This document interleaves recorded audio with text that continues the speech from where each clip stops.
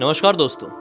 Bloody सत्य के आज के इस एपिसोड में मैं आप सभी लोगों के सामने महाराष्ट्र के एक गांव में घटी हुई ऐसी अजीबोगरीब डरावनी घटना की कहानी लेकर आ गया हूं, जिसे सुनने के बाद आप लोग बोलेंगे कि इसके ऊपर तो फिल्म बनना चाहिए। भाई ये जो घटना है साहिल नाम के व्यक्ति के साथ घटी थी। इसकी शुरुआत कैसे हुई थी, आइए शुरू से जानते हैं। साहिल महाराष्ट्र के एक गांव में अपने परिवार वालों के साथ अच्छी खासी जिंदगी काट रहा था। काफी समय से उसके परिवार वाले उसको फोर्स कर रहे थे, बेटा शादी कर ले, अपना घर बसा ले। लेकिन साहिल का एक ही सपना था, और वो सपना था पहले खुद का घर हो तभी शादी करूंगा। घर वाले हमेशा कहते थे, यार परिवार का इतना अच्छा तो घर है, इतना सुंदर इतना बड़ा घर, किस बात की कमी है, लेके आ बहू को और रहे यहाँ पे। लेकिन साहिल बिल्कुल अपनी जिद पे डटा हुआ था कि नहीं, अगर मेरी पत्नी आएगी तो अपने पहला कदम वो मेरे घर पर रखेंगे, जो मैंने अपने पैसों से कमाया हूँ, अपने पैसों से खरीदा हूँ। और इसकी सोच में कोई बुराई भी नहीं थी। घर वाले भी उसकी ऐसी पॉजिटिव थिंकिंग की वजह से कई बार थोड़े रुक से जाते थे, उसको फोर्स थोड़ा कम करते थे शादी के लिए। आखिरकार वो दिन आ ही जाता है जब इसको अपने गांव से थोड़े से आउटर से इलाके में एक बढ़िया सा शानदार घर मिल जाता है। ये जगह थी नासिक के अंदर आने वाली। यहाँ पे बहुत खूबसूरत सा घर मिला इसको। हाँ, बड़ा एक फ्लोर ग्राउंड हो गया, एक ऊपर हो गया, और उसके भी ऊपर एक तो टेरेस में भी एक रूम था। मतलब बढ़िया सा यार, अच्छा खासा रूम था। और इसका जो रेट भी था जिसने सोचा हुआ था उसके लगभग आसपास।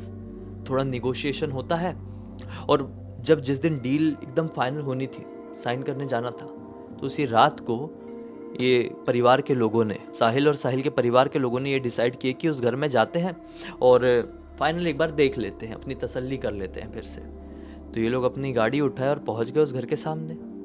उस घर के नीचे उतरे हैं तो क्या देखते हैं कि एक आदमी है, गांव का ही आदमी, ठीक है, अपना नॉर्मली पैजामा पहना है, हाफ बनियान पहना हुआ है, और वो घर को देख देख के जोर जोर से गाली दे रहा है। शराब पिया हुआ है, घर को देख के गाली दे रहा है। तो इन लोगों ने पूछे क्या हो गया भाई। आदमी बोलता है, अरे मनहूस मनहूस घर है, सब बर्बाद करके रख दिया, परेशान करके रख दिया है, ऐसा ऐसा बार बार यही चीज़ बोल रहा है। तो इन लोगों को लगा पिया हुआ है। इन लोगों ने उसको साइड में हटाए और अंदर जाने लगे। तो आदमी बोलता है, क्यों तुम लोग अंदर क्यों जा रहे हो।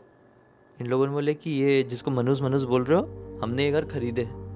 आदमी बोलता है, पछताओगे, अभी अगर मौका है तो छोड़ दो इस घर को, मत रहने आना, सब खत्म करके रख देगा ये घर, मनहूस पूरे मेरे खानदान को निगल गया। ऐसा ऐसा ही बोल रहा था। इन लोगों को समझ में नहीं आया। अब बाकी के लोग आगे बढ़े और साहिल जी के जो भाई थे उसके पास रुके और इससे पूछने की कोशिश की। तो वो पिया हुआ आदमी बताता है कि इस घर में एक शैतान रहता है, जो कि यहाँ के आस पास आने वाले हर एक इंसान को खा जाता है, निगल जाता है। तो साहिल के भाई को ये बात भी थोड़ी सी बचकानी टाइप की लगी, उटपटांग टाइप की लगी। क्या बोल रहा है, शैतान रहता है, खा जाता है, फिल्म चल रही है क्या, रियल जिंदगी है। तो साहिल के भाई ने भी इग्नोर कर दिया और वो भी घर को अंदर देखने के लिए चले गया। साहिल ने पूछा भी कि आदमी क्या बोल रहा था, भाई ने बताया। तो सब ने इग्नोर कर दिया फाइनली उसकी इस बात को, जो कि शायद नहीं करना चाहिए था, और चले गए सब घर को तसल्ली करके और डील साइन कर दिए। घर इनका हो गया। अब लड़की की ढूंढाई शुरू हुई शादी के लिए। एक लड़की मिली, सिमरन नाम की। बहुत अच्छी जोड़ी जम रही थी दोनों की। साहिल का बचपन का सपना पूरा हो चुका था और परिवार वालों का भी सपना कि एक प्यारी सी लड़की से हमारे लड़के की शादी हो जाए। शादी हो गई। वो अपनी दुल्हन को सबसे पहले अपने ही घर पर लेकर गया और वहाँ पर रहना इन लोगों ने शुरू कर दिया। बढ़िया से आने वाले 17-18 दिन बीते, कोई कुछ प्रॉब्लम नहीं थी। साहिल जॉब करने के लिए जाता था नासिक, उसकी बाइक थी। शादी से पहले भी, शादी के बाद भी बाइक से ही वो नासिक को अप डाउन करता था। कुछ रही होगी उसकी प्राइवेट कंपनी में, कुछ जॉब ऐसी रही होगी, ठीक है। अब क्या होता है ना, 17-18 दिन बाद कट्टू, अब जो सिमरन है वो घर संभालने लगी है, वो हाउसवाइफ बन चुकी है, और इस पूरे आलीशान घर में सिमरन और साहिल के अलावा कोई भी नहीं रहता है। सिमरन ने अपना रूटीन बना ली है कि सुबह उठती है, खाना बनाती है, पति देव को इंतज़ार करती, डब्बा बना के देती है, फिर इंतज़ार करती है, फिर रात का खाना साथ में खाती, इस तरीके से जैसे नॉर्मल सभी की ज़िंदगी चलती है। तो एक दिन साहिल वैसे ही रोज़मर्रा की तरह अपनी जॉब पर गया हुआ था, और आज जल्दी उसकी छुट्टी हो गई। ये कोई 4 बजे के आसपास वो अपने घर पहुंच जाता है, बाइक लगाता है, और जैसे ही वो अंदर पहुंचता है तो क्या देखता है, ग्राउंड फ्लोर में उनका हॉल और किचन था। किचन में उसकी पत्नी कुछ तो भी, उनका जो पानी पीने वाला मटका है ना, उसको ऐसा धो रही है। एक जगह देख के बस ऐसा धो रही है, जैसे दीवार में देख रही है और मटके को उठा के बस ऐसा धो रही है। तो इसको ऐसा लगा कि ठीक है, कुछ काम कर रही होगी, मुझे बहुत गर्मी लगी है तो मैं अंदर जाके थोड़ा मुंह हाथ धोता हूँ, फिर जाके बात करूँगा। ये सीढ़ियों से अपने फर्स्ट फ्लोर में चले गया, जिस फ्लोर में इसका बेडरूम था। ये जैसे ही फर्स्ट फ्लोर में अपने बेडरूम में पहुंचा तो क्या देखता है कि वहां पर भी इसकी पत्नी सिमरन इसे कमरे की अलमारी से कपड़े इसके निकाल निकाल के फोल्ड करके जमा रही है। इसका दिमाग खराब हो गया। बोला, सिमरन तुम तो अभी नीचे थी ना, किचन में मटका वो घड़ा धो रही थी, और अभी मैं सीढ़ियों से ऊपर आया तो तुम ऊपर मेरे कपड़े कैसे सिहार रही हो? तो सिमरन बोलती है कि मैं तो यहीं पर थी, नीचे कहाँ? आपको कुछ गलत फहमी हुई होगी। ये वापस से फटाफट नीचे जाता है और नीचे देखता है तो नीचे कोई भी नहीं था, और मटका जो धोने वाली जगह होती वहीं पर रखा हुआ था। वो गया और मटके को देखा भी ध्यान से। ये मटका धुला हुआ सा लग रहा था। ये वापस ऊपर आया और बोला कि सिमरन देखो, मजाक मत करो, तुमने मटका कब धोई? बोली, मैंने धोई ही नहीं हूँ, क्या बात कर रहे हैं आप, मटके में तो पानी भरा हुआ रखा है। ये बोलता है, अरे चलो देख लो। ये दोनों एक साथ नीचे गए हैं और देखे तो सही में मटका धोने वाली जगह पर रखा हुआ था, उसमें पानी नहीं था। सिमरन का दिमाग का पारा हिल गया। बोली, ये पॉसिबल ही नहीं हो सकता, मटके को मैंने खाली ही नहीं की हूँ। खैर, इस बात को जैसे तैसे करके ये लोग ख़त्म करते, इग्नोर करते हैं और अपना दिनचर्या आगे बढ़ाते हैं। उसी रात को साहिल और सिमरन अपने बेडरूम में सो रहे थे और अचानक से रात के 2-2:30 बजे के आसपास साहिल को ऐसा फील होता है कि उसका पैर कोई खींच रहा है। ये तुरंत आँख खोल के देखता है, इसको लगता है कि सिमरन खींच रही होगी, लेकिन सिमरन तो गहरी नींद में थी और पूरे रूम में कोई भी नहीं था। अचानक से किचन में कुछ भड़बड़ा के गिरने की आवाज़ सुनाई देती है। ये भागता हुआ किचन पहुंचता है तो देखता है कि एक काली बिल्ली थी जो कि मटके को गिरा के फोड़ चुकी है, और वो जो खिड़की है ना, किचन की खिड़की है, वहाँ से भागी है। तो इसको लगा इस पूरे घर में मेरे, सिमरन और इस बिल्ली के अलावा कोई भी नहीं था, और सिमरन गहरी नींद में सो रही थी, तो मेरा पैर ये बिल्ली खींच रही थी क्या? लेकिन एक बिल्ली किसी इंसान का पैर पकड़ के खींच कैसे सकती है? इसको इस चीज ने बहुत हैरान किया। और पीछे से आवाज आई, क्या हो गया, सब ठीक तो है ना नीचे? किस चीज की आवाज थी? ये पीछे पलट कर देखा तो सिमरन बड़ी टेंशन में सीढ़ी के ऊपर खड़े होकर इससे पूछ रही थी। इसने बोला कि हाँ सब ठीक है, चलो तुम, मटका गिर के फूट गया यार, बिल्ली आई हुई थी। बोलते अच्छा ठीक है, चलो सुबह देख लेंगे, मुझे बहुत नींद आ रही है, थकान हो रही है। ये लोग सोने के लिए चले जाते हैं। फिर अगला दिन वैसे ही ये अपने ऑफिस गया है। फिर जब अपने घर पहुंचता है तो घर में उसको उसकी पत्नी बड़ी वियर्ड सी बात बताती है। उसकी पत्नी उसको बताती है कि मैं अपने बेडरूम में थी, काम कर रही थी दिन में, लेकिन बार बार किचन से मुझे कुछ करने की आवाज़ सुनाई दे रही थी। ऐसा लग रहा था कि किचन में कोई कुछ खाना बना रहा है, ऐसा लग रहा था कि किचन में कोई बर्तन उठा रहा है, रख रहा है। जबकि इनका जो घर है वो ऐसे इलाके में है कि आजू बाजू काफ़ी दूरी तक कोई घर नहीं है, ये एक फार्म हाउस टाइप का घर था, तो दूसरे घर से ऐसी आवाज़ आना पॉसिबल नहीं थी। सिमरन ने बताई, कुछ आवाज़ आती थी नीचे से, मैं किचन पहुंचती थी तो देखती थी किचन में कोई भी नहीं है, लेकिन बर्तन अपनी जगह से हिले हुए हैं, मुझे कुछ समझ में नहीं आ रहा ऐसा क्यों हो रहा है। साहिल ने बोला कि कितनी बार हुआ ऐसा? सिमरन बताती है, लगभग 6-7 बार हो गया है आज।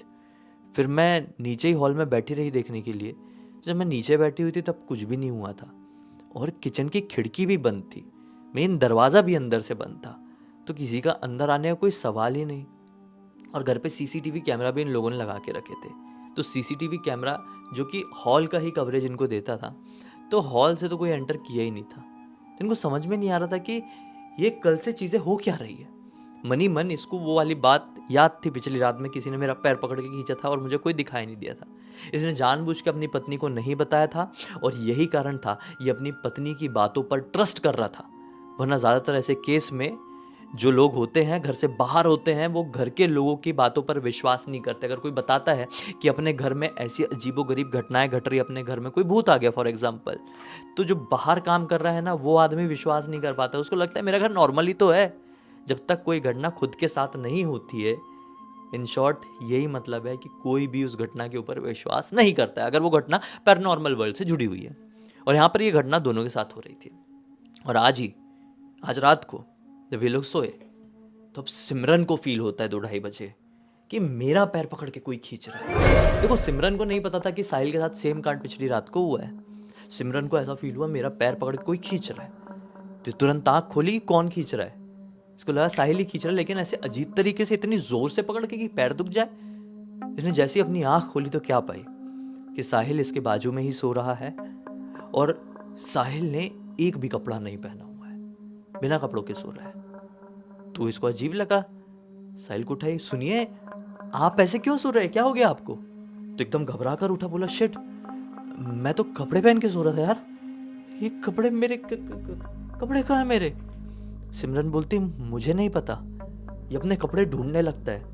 लिटरली जो ये कपड़े पहन के सोया था पूरे रूम में वो कपड़े मिले ही नहीं। ये फिर फाइनली दूसरे कपड़े, घर पे पहनने वाले दूसरे कपड़े निकाल कर पहना और फिर सोया। फिर सुबह साफ सफाई करते करते अगले दिन जब सिमरन घर की छत पर पहुंची तो छत में साहिल के वो कपड़े मिले। ये तुरंत साहिल को फोन करी जो कि ऑफिस में था और बताई ये बात। तो साहिल बोलता है कि ये कैसे पॉसिबल हो सकता है यार, छत में कपड़े कैसे पहुंचे? छत का दरवाजा तो बंद ही था, ताला तो बंद ही था, बंद था कि नहीं?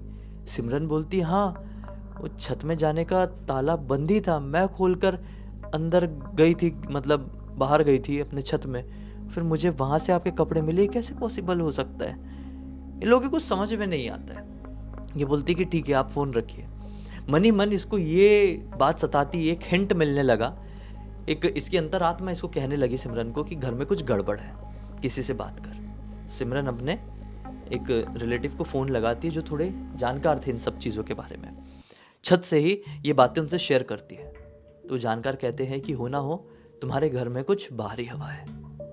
ये फ़ोन में कोई बोल ही रहा है कि अचानक से फिर से नीचे की किसी से गाली देने की आवाज़ सुनाई देती है इसको। ये सोचती कि अब दोपहर के वक्त ऐसा कौन गाली दे रहा है घर के सामने आके। फिर ये निकल कर देखती है तो वही पिया हुआ आदमी, वही सफ़ेद पैजामा पहना, सफ़ेद बनियान हाफ वाली पहना हुआ, इनके घर को देख देख के गाली दे रहा है। अभी भी पिया हुआ लग रहा था। तो इन्हें बोली ठीक है मैं आपसे फ़ोन में थोड़ी देर में बात करती हूँ, ऐसा बोल के फ़ोन काटती है और फिर नीचे उस आदमी के पास जाती है और उस पिए हुए आदमी से बात करने की कोशिश करती है। तो आदमी फिर से सेम बात रिपीट करता है कि इस घर में शैतान है, मेरे पूरे ख़ानदान को निगल गया, तुमको भी नहीं छोड़ेगा, चले जाओ यहाँ से, अभी भी समय है, भाग जाओ यहाँ से। ऐसा बोलते बोलते वो आदमी फिर अपने रास्ते चले गया। ये फिर अपने उसी रिलेटिव को फ़ोन लगाती है और बोलती है कि एक आदमी जिस दिन हम घर खरीद रहे थे उस दिन भी घर को देख के गाली दे रहा था, आज भी गाली दे रहा था शराब पी के। तो वो फ़ोन में रिलेटिव सिमरन से क्या कहते हैं कि देखो इस बात को इतने हल्के में मत लो, हमें लग रहा है कि पक्का कुछ बाहरी प्रॉब्लम है। एक काम करते हैं, हम सह परिवार तुम्हारे घर पर आते हैं, 1-2 रातें रुक कर देखते हैं, अगर कुछ गड़बड़ होगी तो हमको भी समझ में आएगा और फिर हम मिल के किसी की मदद लेंगे। बोलते ठीक है मोस्ट वेलकम, आइए। और उनके वो रिश्तेदार, सिमरन लोगों के वो रिश्तेदार अगले ही दिन विथ फैमिली बच्चों के साथ इनके घर पर आ जाते हैं। अभी आए हैं शाम के वक्त 5-6 बजे के आसपास और सब लोग हॉल में बैठ के बात कर रहे हैं और जो रिलेटिव हैं उनके बच्चे भी आए हुए हैं, 1-2 बच्चे हैं और वो खेल रहे हैं, दौड़ रहे हैं पूरे घर में। तो उनकी एक छोटी सी बच्ची थी आयशा नाम की, यही कोई 13-14 साल की उम्र रही होगी। वो खेलते खेलते सोची कि मैं छत की तरफ जाऊंगी, तो सीढ़ियाँ चढ़ के वो छत की तरफ जा ही रही थी कि छत वाली सीढ़ी वो चढ़ ही रही थी कि अचानक से उसे उस सीढ़ियों में कोई ऐसा बैठा हुआ दिखाई दिया, एकदम ब्लैक सा आदमी, ठीक है, ऐसा बैठा हुआ दिखाई दिया। जैसी वो सीढ़ी में उसके पास पहुंची तो वो ऐसा आंखें उठाकर इसको देखा है, एकदम एकदम लाल लाल आंखें थी उसकी, एकदम पिच ब्लैक टाइप का आदमी था। ये बहुत जोर से चीखी और सीढ़ियों से गिर गई नीचे और रोने लगी। अब सब लोग जो नीचे बैठे हुए थे भागते हुए सीढ़ियों के पास पहुंचे कि अरे आयशा गिर गई, आयशा गिर गई। तो आयशा ने बताई कि यहाँ पर एक अंकल बैठे हुए थे, काले से दिख रहे थे और वो बहुत लाल लाल आंखें थी, बहुत डरावने दिखे थे मुझे, तो मैं डर कर गिर गई थी। तो अब जितने भी लोग हैं घर में, सिमरन, साहिल, रिश्तेदार, इन लोगों के, सब समझ गए कि 100% घर पे कुछ है, हमें किसी आलिम बाबा से बात करनी चाहिए।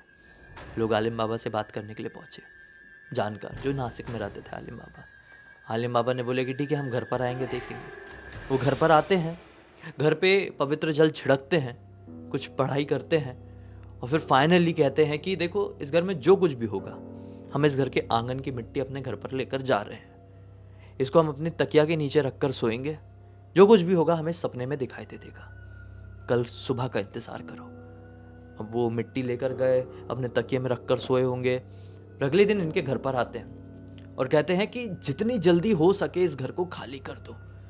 इस घर में एक ऐसा शैतान रहता है जो कि बिल्कुल भी पसंद नहीं करता है कि मेरे इलाके में कोई रहे। वो यहां पर काफी सालों से रह रहा है, तुम लोग उसकी जगह पर आ गए हो। वो मुंजिया है। मुंजिया मतलब एक प्रकार का ऐसा राक्षस कह सकते हैं जो कि अपने बचपन के रूप में होता है। वो बहुत शरारती भी होता है, वो बहुत गुस्सैल भी होता है, वो बहुत जिद्दी भी होता है। अगर कोई जगह उसको दे दी गई है, कोई जगह कह दी गई है कि ये तेरा घर है, तो कभी नहीं चाहेगा कि उसके घर पर कोई भी आए। पहले वो शरारतें करेगा, लोगों को डराकर भगाने की कोशिश करेगा, और अगर फिर भी कोई नहीं भागे तो उसे वो खत्म करके रख देगा। और उसने ना जाने अब तक कितने लोगों को खत्म कर चुका होगा। उसको खत्म कर दे ऐसी बहुत कम ताकत इस दुनिया में। उसको शायद कोई खत्म कर ही नहीं सकता। वो खुद से ही जिसको छोड़ना चाहेगा उसको छोड़ देगा। उसको हराया नहीं जा सकता। वो बहुत जिद्दी है, वो बहुत ताकतवर है। इन लोगों ने बोले कि साहिल ने बोला कि मैंने अपने पूरे जीवन की इसमें पूंजी लगा दिया हूँ, लोन लिया हूँ इस घर के लिए, मैं कैसे इस घर को छोड़ दूँ? मैं तो बर्बाद हो जाऊँगा, सड़क में आ जाऊँगा। तो आलिम बाबा कहते हैं कि ठीक है, हम कोशिश करते हैं, हम और 11-12 आलिम के साथ आएंगे और इस घर में शुद्धिकरण, एक तरीके से आसान भाषा में कहूँ तो शुद्धिकरण करने की कोशिश करेंगे कि वो जो कोई भी शक्ति है, वो जो मुंजा है, वो जो राक्षस है, वो एक जगह पर शांत रह जाए और वो भी इस जगह पर रहे, तुम भी इस जगह पर रहो। हम कोशिश करेंगे जितना कर सके, लेकिन इस बात की गारंटी नहीं है। अगली रात को बहुत सारे आलिम बाबा वहाँ पर पहुँचते हैं, फिर जल छिड़कते हैं, फिर अपना पढ़ते हैं, कोशिश करते हैं, झाड़ फूक करते हैं पूरे घर की, पूरे घर को बांधने की कोशिश करते हैं। ये जो पूरी प्रक्रिया थी, ये जो पूरा अनुष्ठान था, जो पूरी झाड़ फूक थी, ये काफ़ी समय तक चली। सुबह हो गई। सुबह फिर जो मेन आलिम बाबा थे उन्होंने कहे कि हमने जितना हो सकता था कर दिए हैं, अब देखिए आपको क्या इसका रिजल्ट मिलता है, हम चलते हैं, जो कुछ भी होगा ज़रूरत पड़ेगी फ़ोन कर देना। और ये अभी रमज़ान लगने के 11-12 दिन पहले की ही बात है, जब आखिरी बार झाड़ फूक करके गए। आने वाले 1 हफ्ते तक तो कुछ नहीं हुआ, लेकिन फिर रैंडमली वापस से अपनी सिमरन को उस घर पे किसी की प्रेजेंस फील होने लगी है। अब इनके कुछ समझ में नहीं आ रहा है कि अब क्या करें, क्योंकि आलिम बाबा साफ कह चुके हैं कि यहाँ पर जो रहता है, जो ताकत है, जो शैतान है, जो राक्षस है, उसको हरा पाना असंभव है। अगर वो चाहेगा खुद से तभी तुमको छोड़ेगा, बख्शेगा, वरना वो खत्म करके रख देगा। और यहाँ पर सिमरन और साहिल भी अपना घर छोड़ नहीं सकते हैं। क्या करें ये कंडीशन में? इनके तो दिमाग का पारा फिर गया है। अगर आपको कुछ समझ में आ रहा है तो कमेंट सेक्शन में बताइए। इस पूरी घटना की जानकारी मुझे किसी और ने नहीं, बल्कि सिमरन के भाई उमेर के दोस्त अजहर ने दिया। अजहर, जो कि पहले भी हमें कहानी लिखकर भेज चुका है, हमारा सब्सक्राइबर है, उसने इंस्टाग्राम में कहानी लिखकर भेजा और बोला कि मदद करो उमेर के बहन की, सिमरन की, ताकि उसको थोड़ा शांति मिले, उसके जीवन में सुकून मिले। तो मदद बस लोगों के सुझाव के ज़रिए मिल सकती। तो मैंने सोचा कि ये वीडियो आप लोगों के सामने लेकर आना इम्पॉर्टेंट है। एक कमेंट आपकी, अगर कोई इम्पॉर्टेंट कमेंट मिल गया तो किसी की ज़िंदगी बदल सकता है, सुधार सकता है।